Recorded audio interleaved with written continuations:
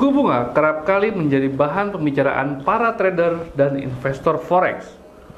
Keberadaannya tidak bisa diabaikan begitu saja, terutama ketika suku bunga berubah, baik naik ataupun turun.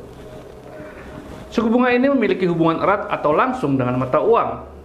Mari kita cari tahu bersama saya, Aris Nugroho, tim analis dan edukasi, akan memaparkan apa saja yang perlu diketahui mengenai suku bunga dan pengaruhnya di pasar forex.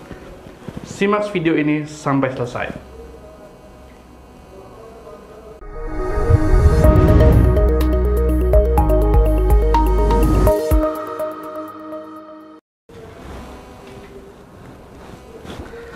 Halo sahabat trader Indonesia.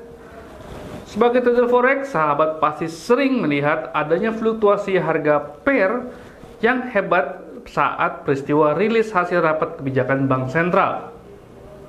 Saat kondisi ekonomi bergerak dinamis, maka para pelaku pasar akan menyesuaikan posisi portfolio atau aset mereka. Begitu juga dengan para pembuat kebijakan seperti Bank Sentral yang memiliki mandat atau tugas untuk mengendalikan aspek ekonomi melalui kebijakan moneternya. Ketika ekonomi berkinerja baik, maka pasar akan sampai pada kondisi di mana permintaan akan lebih besar dari pasokan, sehingga memicu harga-harga konsumen akan naik. Inilah yang dinamakan inflasi. Sebaliknya, ketika ekonomi berkinerja buruk, maka aktivitas ekonomi menjadi turun drastis, di mana konsumen tidak mampu lagi melakukan belanja secara normal. Nah, inilah yang dinamakan dengan deflasi. Inflasi dan deflasi tidak boleh dibiarkan berlama-lama, sehingga Bank Sentral harus melakukan perubahan kebijakan untuk memicu aktivitas ekonomi.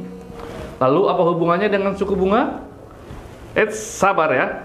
Latar belakang ini harus dipahami dulu, baru nanti kita akan membahas apa itu suku bunga, haruskah dinaikkan atau diturunkan.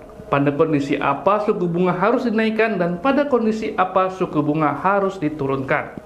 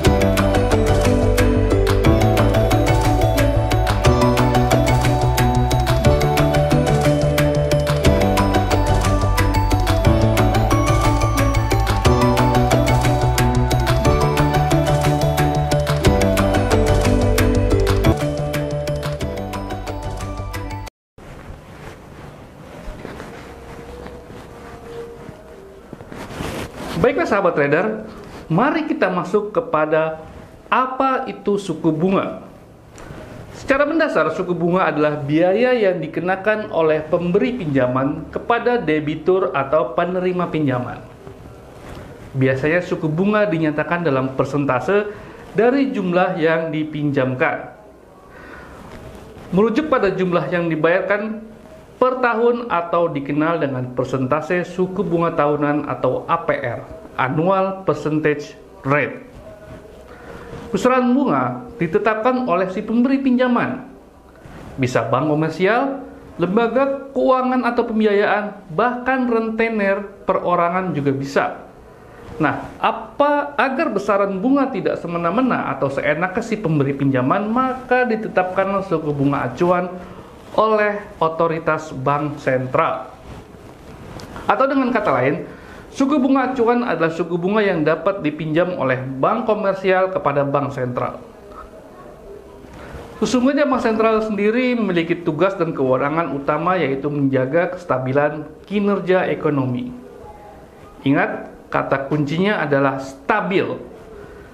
Kinerja ekonomi yang stabil, karena kinerja ekonomi bisa menjadi sangat positif dan juga menjadi negatif.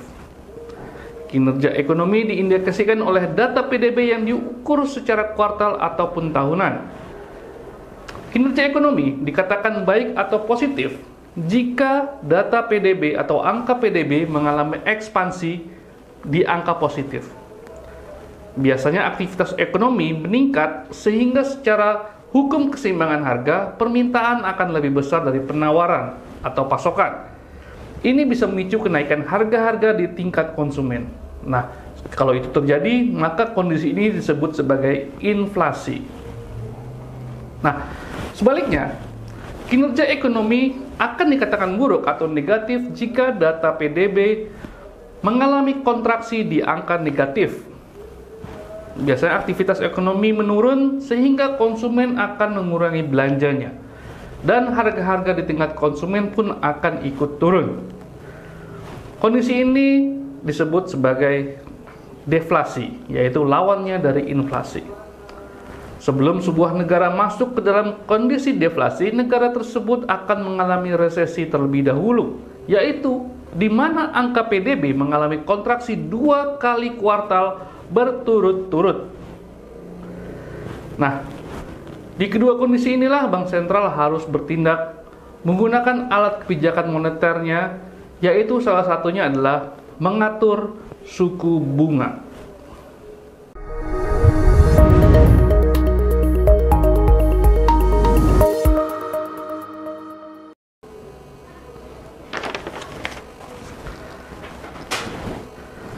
Bank sentral memiliki tugas dan kewenangan memaksimalkan pasar tenaga kerja dan menjaga kestabilan harga.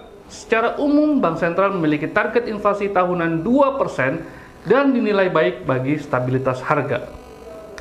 Jika terjadi inflasi di atas target tersebut, maka bank sentral akan menaikkan suku bunga sebagai salah satu instrumen kebijakan pengetatan moneter hingga tercapai tujuan, yaitu mengembalikan angka inflasi tersebut ke angka 2%. Beberapa data yang menjadi perhatian bank sentral dalam hal ini adalah CPI atau Consumer Price Index atau indeks harga konsumen, PPI atau Producer Price Index atau indeks harga produsen, PCE atau Personal Consumption Expenditure belanja konsumsi individu, dan GDP atau Gross Domestic Product atau produk domestik bruto, ditambah lagi data tenaga kerja, antara lain penggajian, tingkat pengangguran, dan klaim pengangguran. Suku bunga yang tinggi biasanya akan menghambat pertumbuhan ekonomi karena ini akan meredam aktivitas ekonomi. Jumlah uang yang beredar pun akan terhimpun di dalam tabungan karena konsumen rumah tangga lebih memilih untuk menyimpan uangnya dibandingkan melakukan aktivitas ekonomi berlebihan, karena harga-harga konsumen pun juga masih tinggi. Sahabat trader Indonesia, setiap keputusan suku bunga oleh bank sentral pasti akan menggerakkan mata uang di negara tersebut. Secara teori, suku bunga yang meningkat maka akan menguatkan mata uang. Sahabat trader sering melihat adanya fluktuasi di pasar forex ketika ada peristiwa rilis keputusan bank sentral baik oleh Fed maupun bank sentral lain. Para pelaku pasar forex biasanya akan mencoba mengantisipasi posisi mereka di pasar ketika ada harapan perubahan suku bunga. Kondisi ini bukan tidak bisa diperkirakan. Justru kondisi ini bisa terlihat dari data ekonomi yang dirilis resmi oleh pemerintah. Sebagai contoh, tanda-tanda inflasi Amerika ini sudah terlihat di semester kedua tahun 2021. Di mana ekonomi Amerika bangkit dari keterpurukan akibat pandemi COVID-19. Terjadi lonjakan data CPI tahunan pada bulan April 2021 menjadi 4,2% dari 2,6% di bulan Maret 2021. Hingga Desember 2021, Fed mengumumkan merubah arah kebijakan dari pelonggaran moneter menjadi pengetatan moneter.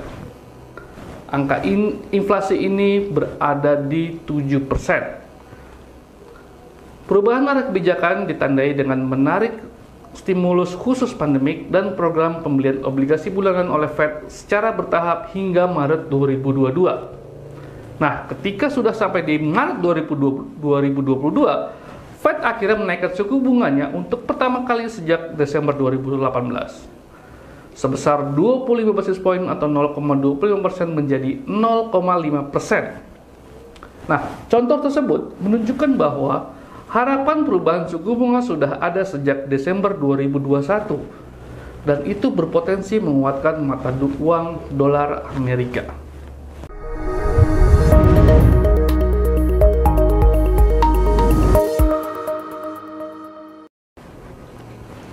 Sahabat trader Indonesia, trading forex sangat erat hubungannya dengan tingkat suku bunga bank sentral.